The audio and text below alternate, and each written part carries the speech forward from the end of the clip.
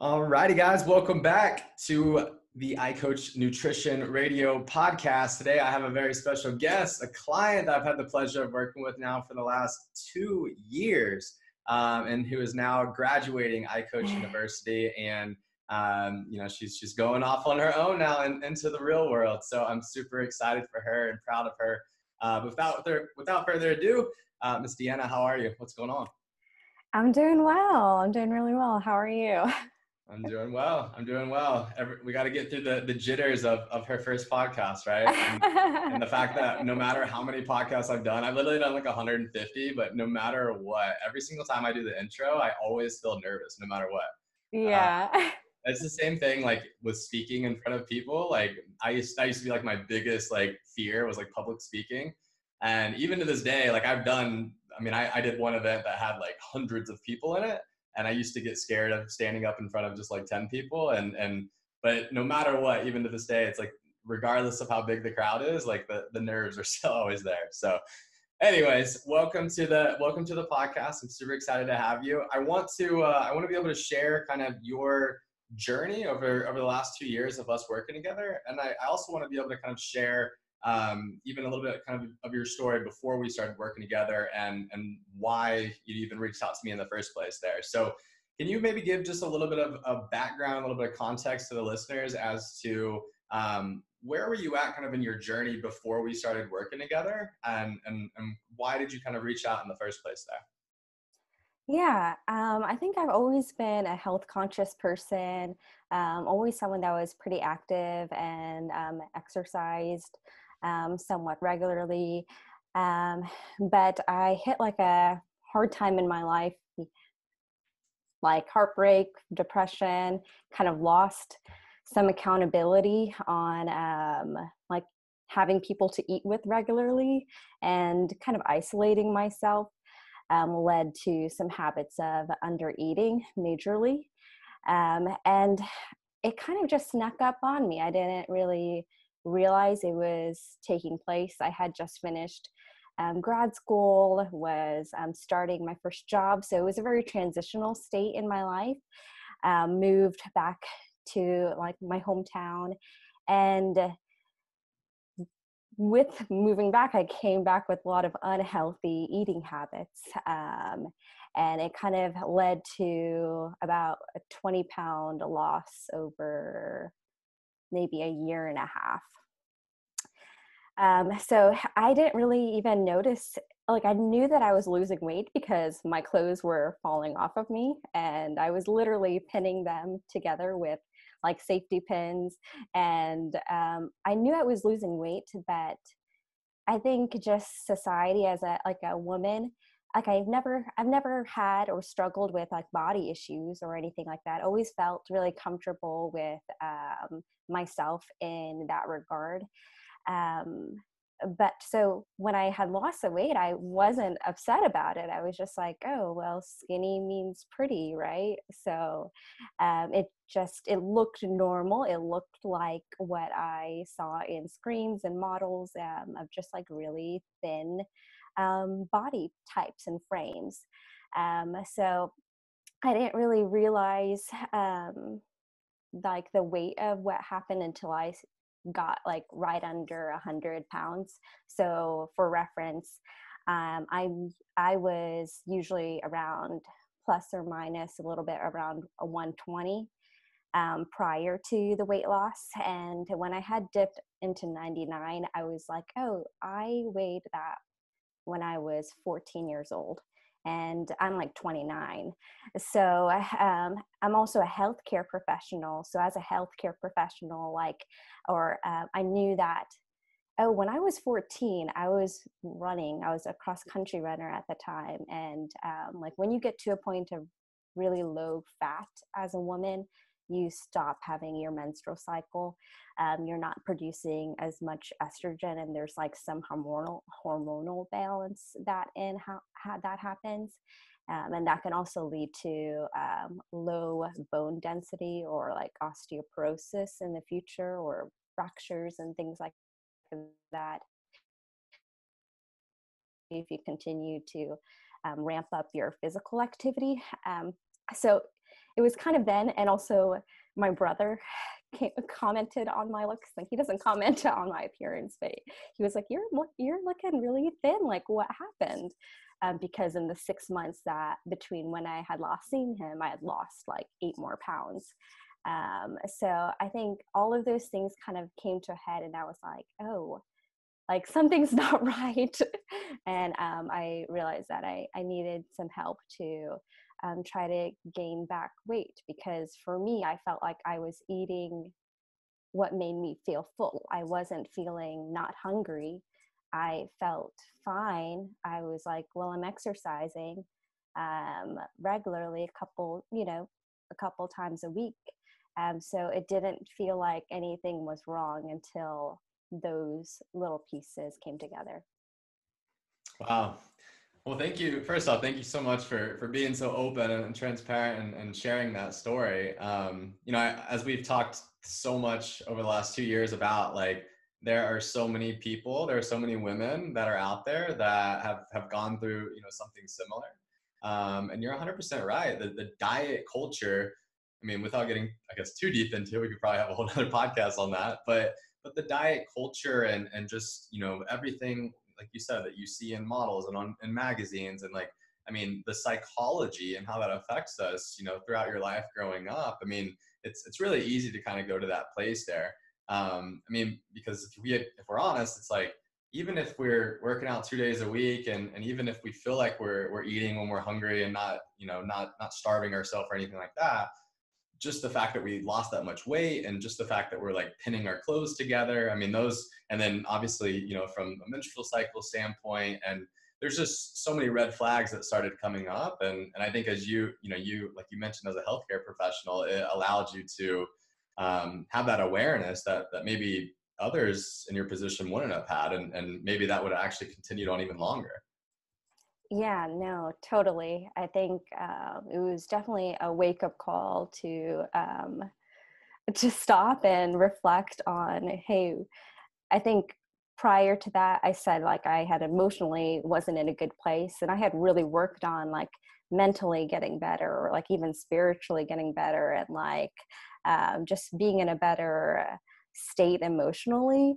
But I had just completely neglected, like, my physical well-being, and just realizing all of those things are really interconnected. And if I continue to neglect one piece of that, like, everything kind of falters. So I think, yeah, it was really helpful to just have those red flags come up and be able to recognize and reflect on what brought me there, and try to figure out a way to get into a better place. Yeah, I love that.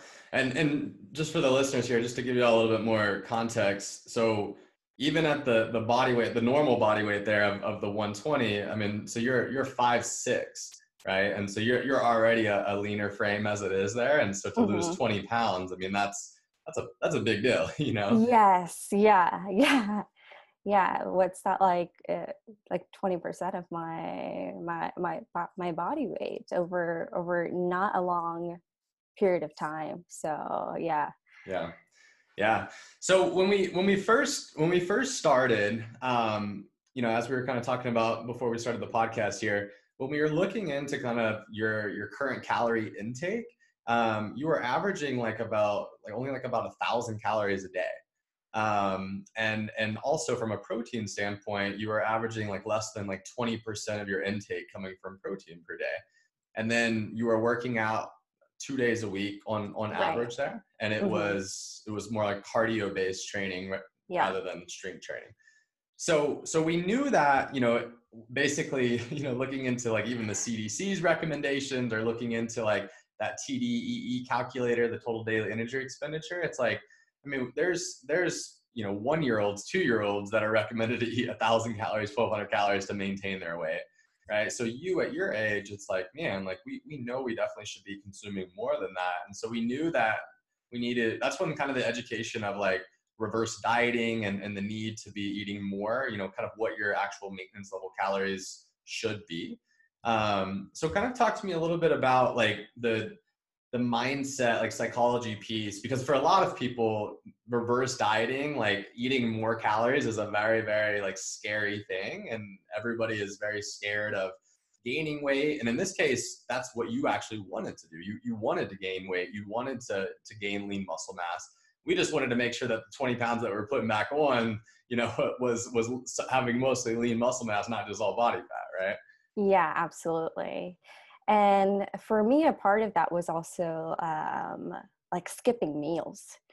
So like skipping breakfast, skipping lunch. I had lost any sorts of accountability for those things, like with busy life and just self-neglect. It was really easy just to run over that.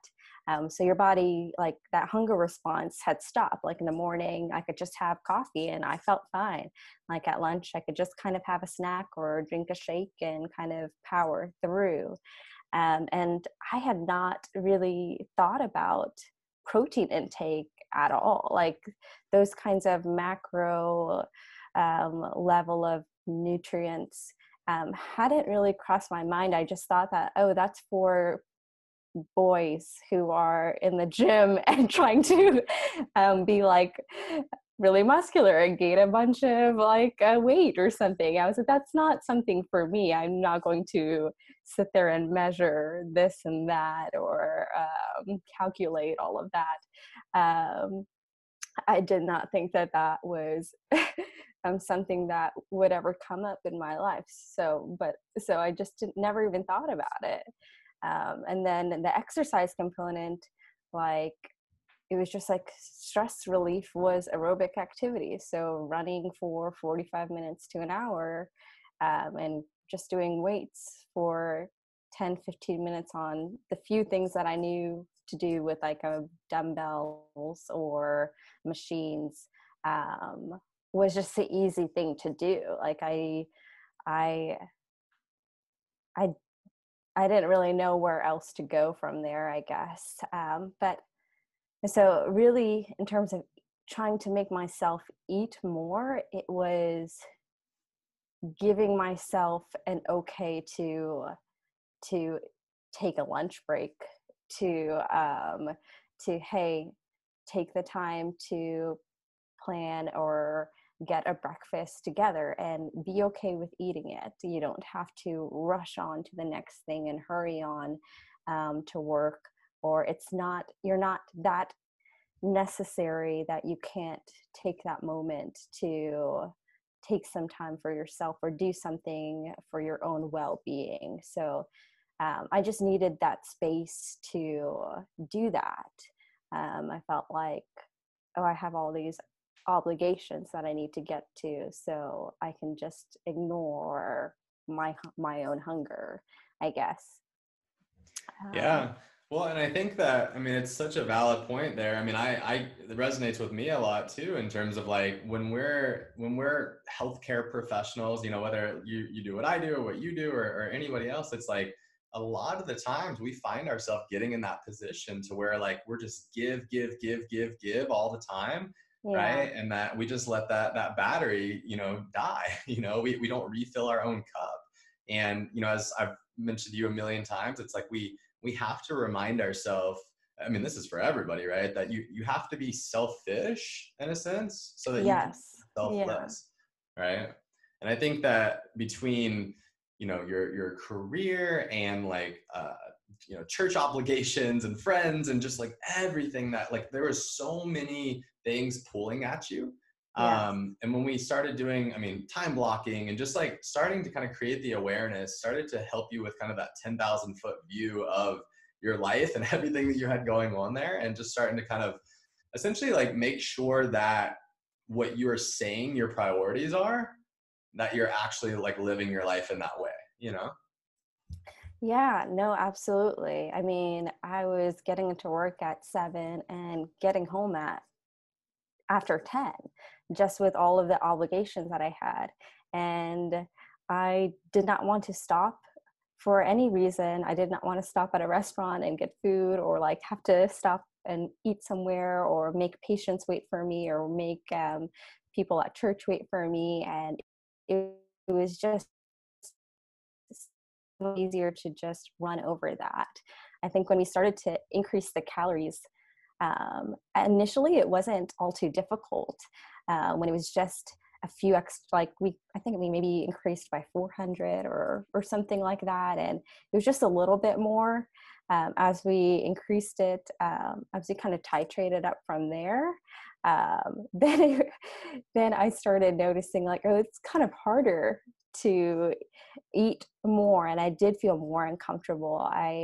There was a point where I was like, when I peaked in terms of the weight gain, where like you mentioned, just in my mental state, like worried, like, am I going to gain too much, or what does that look like, or what is my body going to look like, or what does it look like when I start doing more weight training exercises instead of running or playing basketball? Like, what is that going to do to my body as well? So just being more conscious about all of those things, and also having to be more conscious about what my schedule looked like, and making sure I did plan accordingly for the workouts, and to meal prep, and to actually eat food. Yeah. I mean, I think it just ultimately, like, you started prioritizing, like truly prioritizing your health, right? Because it's like, I mean, if we know that health is our greatest asset, right? Because ultimately it's like, if we don't have our health, we can't help our patients. Like, if we don't have Yeah. our health, we can't, we can't be with our people in our community and friends and family and all that. So it's like, I think when we start to prioritize those things, so for you, we essentially reverse dieted your calorie intake from 1,000 all the way up to 1,700 calories, and that was over time, right? But eventually you got up to that. These days, I know we don't have you tracking on MyFitnessPal anymore, but if you had to just kind of guesstimate based off the last 2 years of awareness that's been built, what would you say you're kind of like maintaining or like averaging in terms of calorie intake these days? I'm probably around 1,600 calories right now. And you're Yeah. working out. So you were doing 2 days of cardio a week, then step count. I don't know if you remember this, but it was really, really, really low, right? Like, I mean, Yes. I remember looking here back in the notes, and like, just from a goal standpoint, when we were looking into the step count, where was this at here? Um, And well, and here's the thing too, going back to the biofeedback we were chatting about before. So like when we first started, this was a note that I had averaging 5 hours of sleep per night, cravings, hungry, tired. Those were like all like biofeedback pieces that had come back. And I think that was right around that time with like the, church, and just, I think we had church Yes. like 4 nights a week back then, things I like that. actually forgot about that. Yes. But from a step count standpoint, you were averaging 3,000 steps a day. Yeah. So we were able to, you started getting your step count up. You started prioritizing strength training, which we just had to like kind of just create a little bit more like education, like awareness around it, which was like, like we're on the same page. I totally understand that you are not trying to be some huge bodybuilder girl. Like, I get it.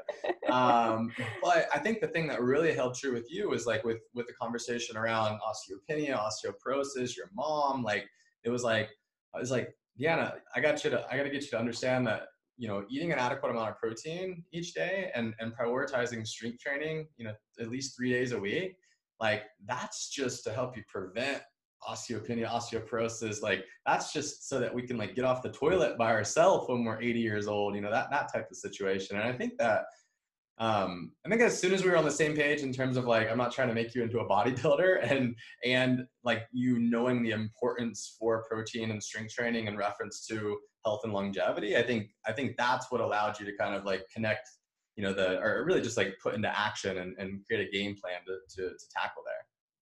Yeah. I think like in the first year that we were started coaching with you, that weight gain and maintaining that weight was the initial piece. And there were a couple of things so once I had been able to maintain that weight, like I switched into a different area in like field of work, I guess, where I was working with patients who were more geriatric, mainly 65 and above, and started seeing many of them who were functionally really impaired. We're having lots of falls, we're not stable in walking. Like I remember having over 1 or 2 weeks seeing 3 women who have had, you know, hip fractures and spinal compression fractures, and were in the hospital after falls. And all of that was due to low bone density, and then obviously a lack of like functional muscle and being able to do just normal life activity. And when you're constantly around that, it really makes you think about, hey, what is my life? What do I want my life to look like when I'm that age? Because I would see a drastic change in people who were active and had really active lifestyles. They were just mentally more with it. They were so much more independent in their functionality and their physical well-being. And they were a lot more emotionally stable and just healthy overall. So those things combined with the piece that you mentioned, like my mom, she was diagnosed with osteoporosis, and she's relatively young for that diagnosis too. So just realizing, oh, I'm already an Asian woman, that puts me at risk for low bone density already. Now I have a first line person in my family with a young diagnosis of it. So all those like correlating things were on my mind and were kind of weighing heavily on me to where it just made sense, like, hey, I am working for making habits that are sustainable and that will help me be in the best physical position that I can be for my own longevity, for my family potentially, and all of those things. So at that point, it was just like, okay, I've gained the weight back, but now I really want to make healthy habits and continue on these healthy habits, and be in a place where I'm preventing injuries in the future and preventing disease for myself in the future. Wow. I love that. That's amazing. It's so crazy what happens when we have this like light bulb moment, or we have this eye-opening moment, or this awareness is built when it basically just it establishes a why for you, Yeah. right? And like I've always said, it's like you can overcome any how, right? If your why is strong enough, and Yeah. you have a very, very strong why as to why this stuff is important to you going forward now. So I think that's amazing. So talk to me a little bit, like you were doing 2 cardio days a week when you first started. You're walking 3, 4, maybe 5,000 steps a day. So it's really not all that active.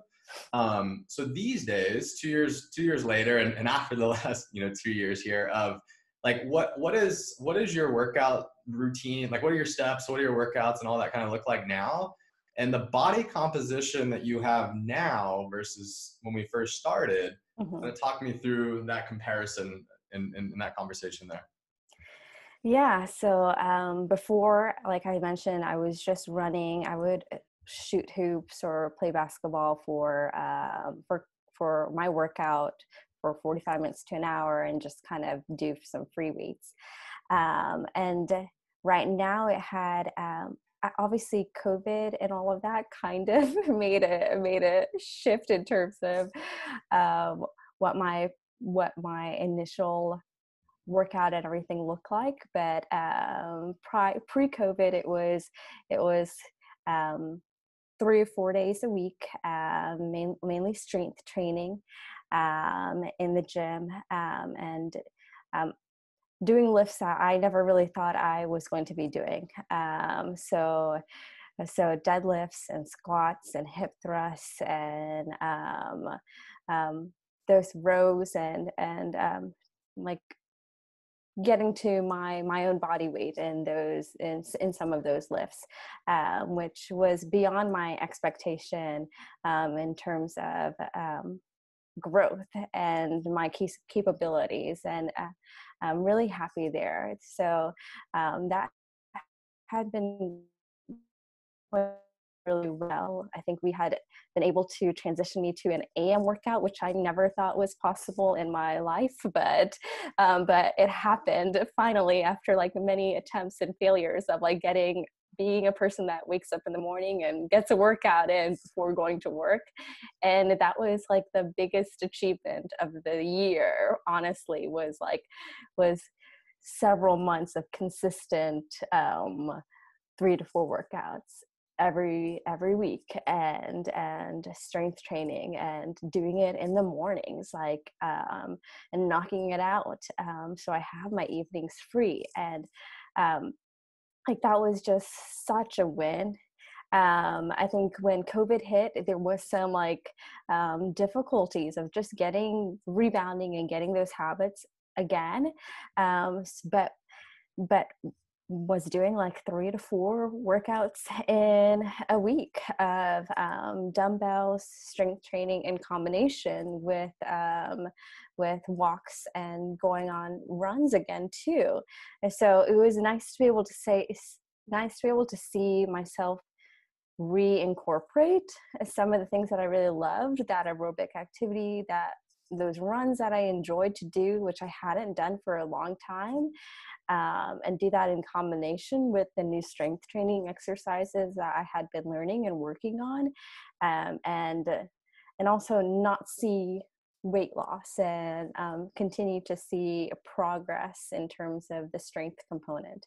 But those were some really major shifts in switching my workouts from being 75% cardio and 25% strength training to more like 75% strength training and 25% cardio. And I felt like I have never been more comfortable with how my body looked, never been like more happy with the changes that were made in like a good way, like this year. And it was absolutely because of the strength training. And it was absolutely because of like progression in that, like putting on more weights and getting stronger there. And I was really shocked to see that happen, but in a really good and pleasant way. Obviously, I wasn't becoming this like muscle woman, but just like tonality that took place, and just feeling more confident in my strength overall. I think the weight training really helped me in that way, and it really did help my hunger response as well, and my sleep. It all just kind of clicked when things got in a routine, I felt. So yeah, my last call with you, I was very zen, I think is what you said. Yeah, absolutely. But things had like fallen into place. So Yeah, no, I love it. I love it. Just for the listeners here, what were some of your lifts? Like what were some of the like most impressive changes in some of those major lifts there? Like when you first started, you were doing this much weight, and then now you're doing yeah. this much. So I think for a deadlift, I was like doing dumbbells, or like the smallest amount on like the little bars that have, I don't know. Anyways, it was like 20 pounds that I was doing. And my ending was like 109 for that. For squat, I think I did start with 20 pounds, and I got to 60 pounds for the squat. And then hip thrust started with 20 as well, and I got to 115 or so. So yeah, it was really big changes, and it happened over a shorter period of time than I expected. I think 6 months or so of us doing like a functional training, weight training program, and then just more focused specifically on some of those major lifts. Yeah. No, I mean that's amazing to be able to see. I mean, really for you, as I joked with you, like you have like the rookie gains, right? Like the Yes. gains, because strength training. I mean, this is the first time you've ever done a structured strength training program like Yes, consistently, right? absolutely. So, I mean, it's exciting to be able to like see the work that you're putting in the gym and then see those numbers go up and see your confidence start to build and really ultimately see how it carries over into every other aspect of life as well, you know? So I love that. But yeah, I mean, going back on that point that I made on the biofeedback piece there, it's like, I mean, there's plenty and plenty and plenty of research out there showing that if we have, some of those biofeedback pieces there that I mentioned, where was that at? The 5 hours of sleep piece and oh, here it is. Yeah, 5 hours of sleep, the cravings, the hungry, the tired, right? So it was like, I mean, with strength training, like when you start doing that, a lot of the times you see people have improvements in their sleep. With eating with the hunger response, when they start doing strength training, like you start seeing that hunger response go up. So there's a lot of these things kind of work themselves out. Whereas, I mean, if we remove nutrition from the protocol, sleep from the protocol, fitness from the protocol, stress management from the protocol, like you could just think that like maybe there was something going on, like a medical issue, or like, you know what I mean? Like it's very easy to kind of go down that route first. But the one thing I always try to encourage is like, how can we look into our nutrition and exercise and lifestyle habits first? And then from there kind of look into, maybe if there's supplemental protocols or medications or whatever it may be. But like, let's essentially what I'm saying is let's make sure that we take a look at the things Hmm. that we have control over, like our habits, our daily habits, and make sure that there's not any low-hanging fruit there first that we can address before kind of moving on into whatever else needs to be addressed from there.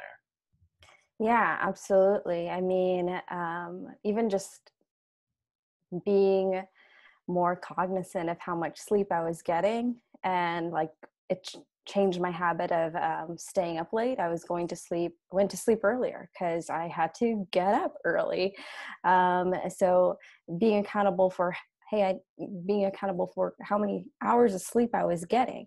And I think because we had worked on some of those details of even just like hydration and sleep and eating enough protein. Like when I started to really ramp up the weight training, like I wasn't feeling like, just as a recovery standpoint, and because I had the sleep and the nutrition and everything and the hydration and like the foam rolling and all of those things in place, like as I made those gains, major gains for myself, maybe minor gains for somebody else in terms of how many pounds I was lifting or whatever, like I didn't feel sore. Like I wasn't feeling so much soreness or strain or anything like that. I felt really fully recovered and energetic.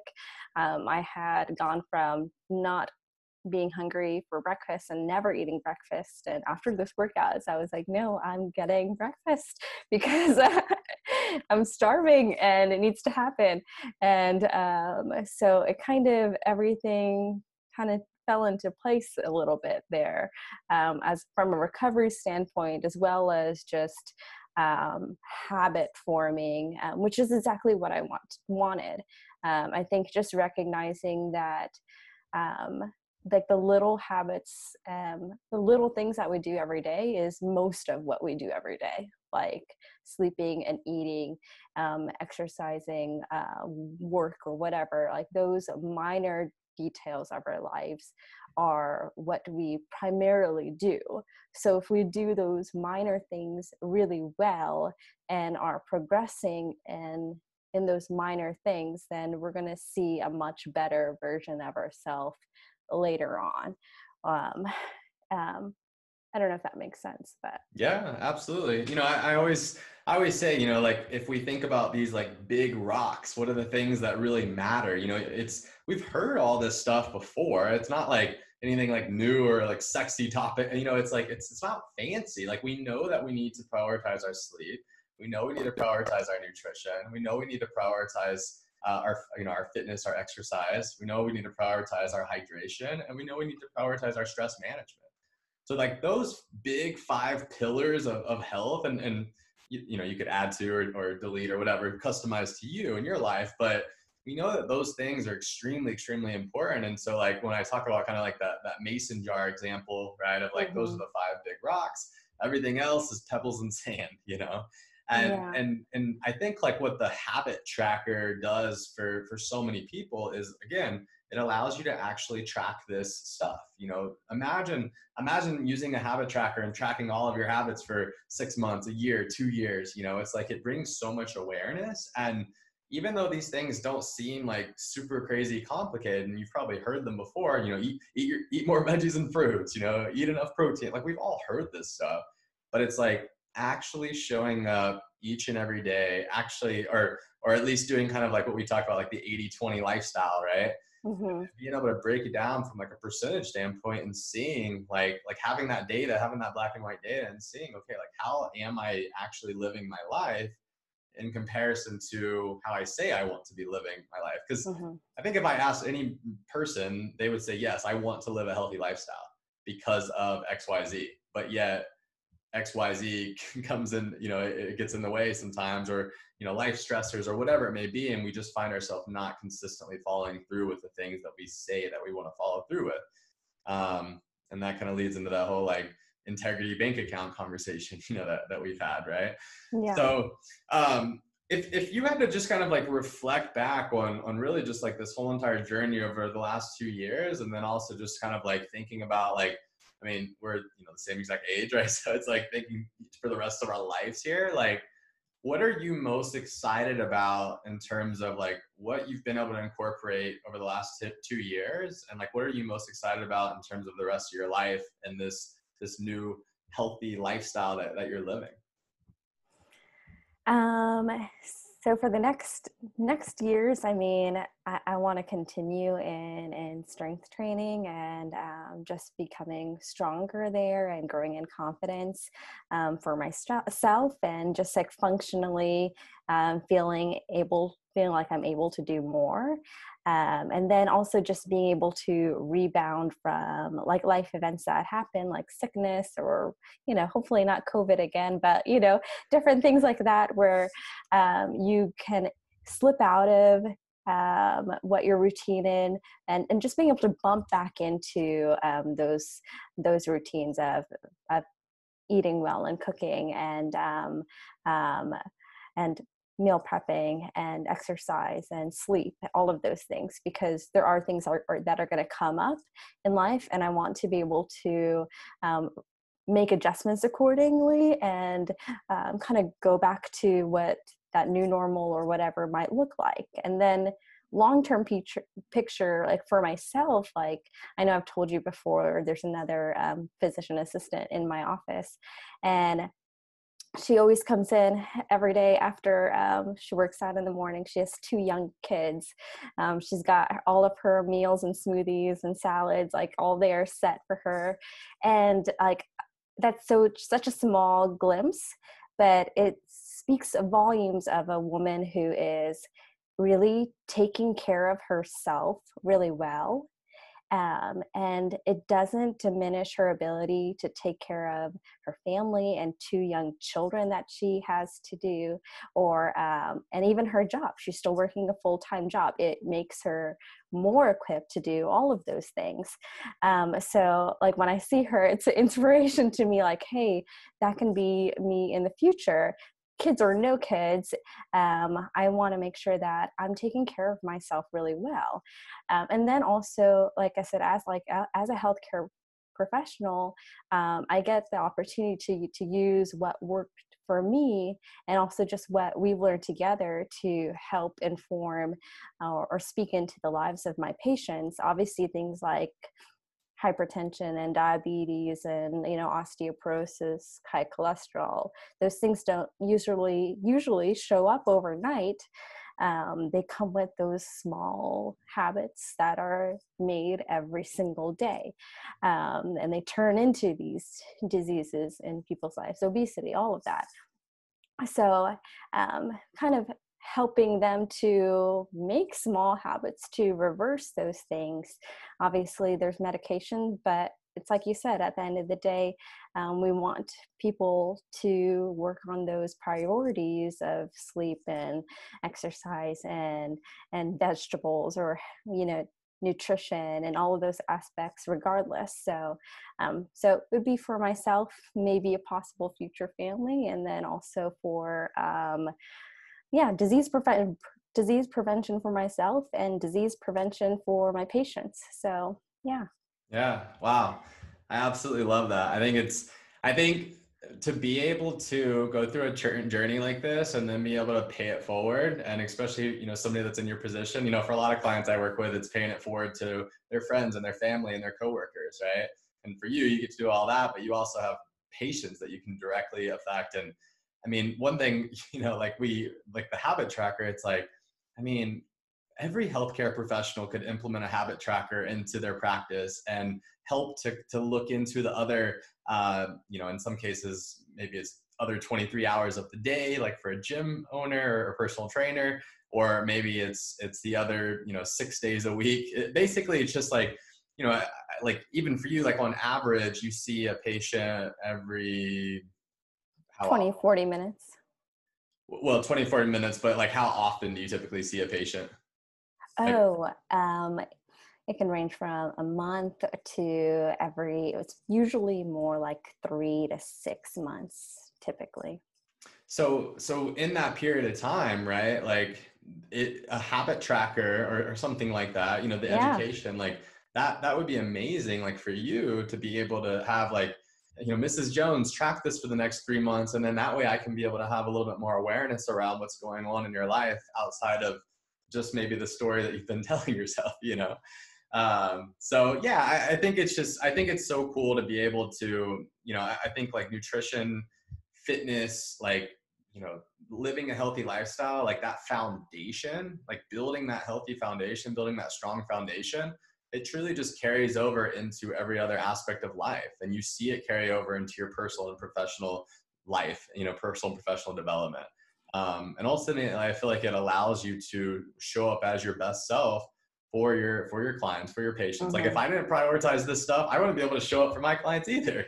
Like I would not feel good. I would be tired all the time. I wouldn't feel confident in my body. I wouldn't feel confident in my ability to perform. Like it's just everything affects everything. And like this stuff is, it's not any easier for me either. We've got to work on this for the rest of our life. And it's just part of living a healthy lifestyle. We brush our teeth every single day, like somehow we got in the habit of doing that. So you can get in the habit of doing all these other things too. It's just, what do we want to prioritize? And I think everybody's on a different timeline. A lot of us, we have to kind of have that moment or that series of moments or events that kind of wakes us up and just allows us to establish that why that we can rely on as we start to move forward there in life. So I love it. I'm super, super proud of you, girl. You are, it's just so cool to see. I mean, I should have like videoed our first like coaching call ever. And then that way we can compare like side to side,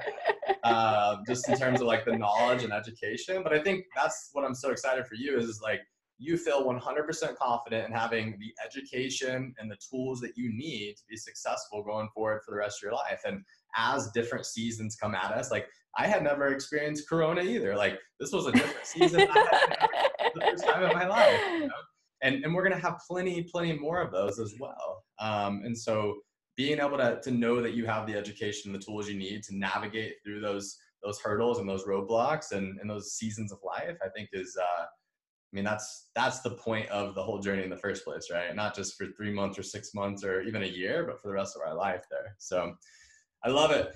Yeah, if I had to ask you the question for, obviously working one-on-one with a coach for 2 years, like it wasn't a $99 meal plan. Like you invested a lot, like not only of your time, but also like financially as well.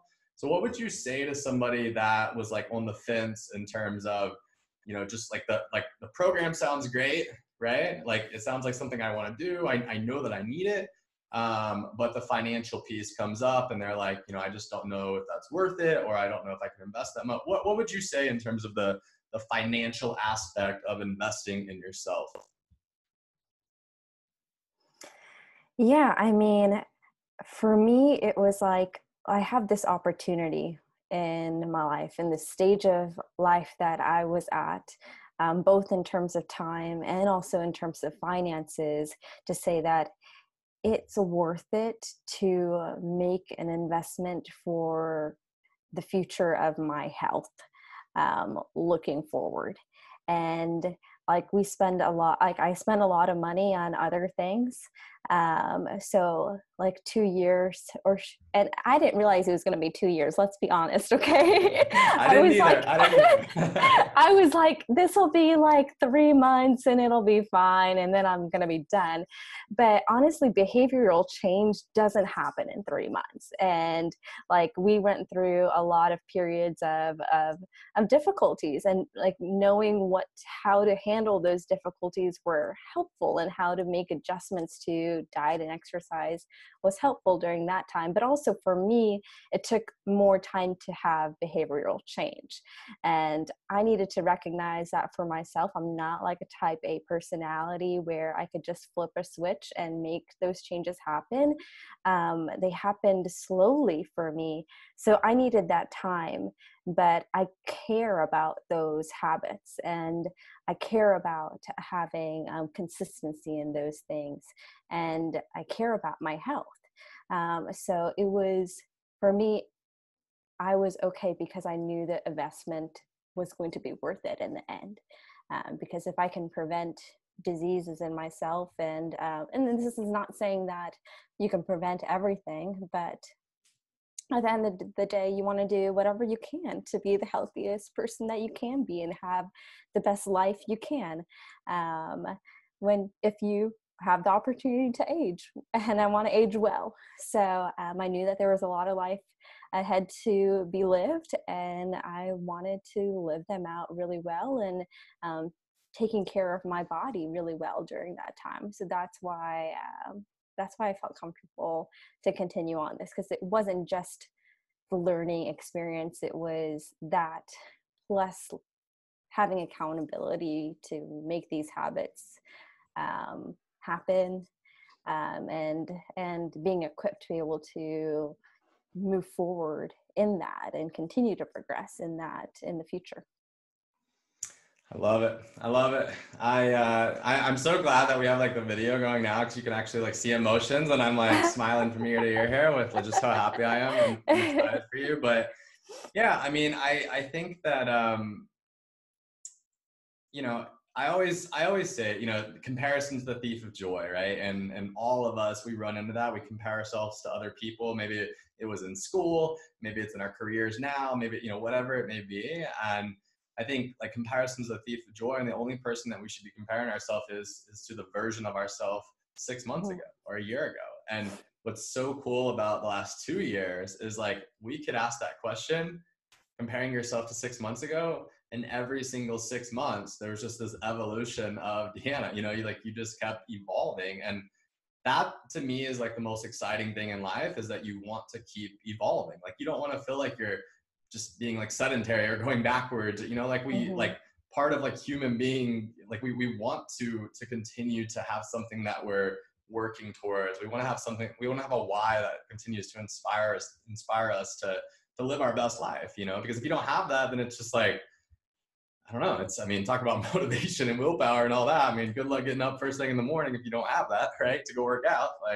So I love it. Well, Deanna, I want to respect your time here, but I want to officially, I know that it wasn't like iCoach University when we first started 2 years ago, but I want to officially congratulate you for graduating iCoach University. I'm super proud of you, and I'm super excited for you.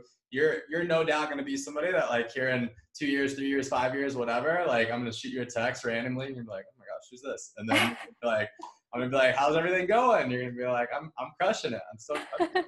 So, I'm excited for you. I'm proud of you. Is there anything, like any final thoughts that you have for the listeners there? Yeah, just don't forget to take care of yourself. Like, don't neglect yourself. That would be my major takeaway, is that don't forget to like be okay to take that space and take that time to take care of yourself and your health in every way. I love it. I love it. Simple but effective, right? Yeah. Wisdom. Boom.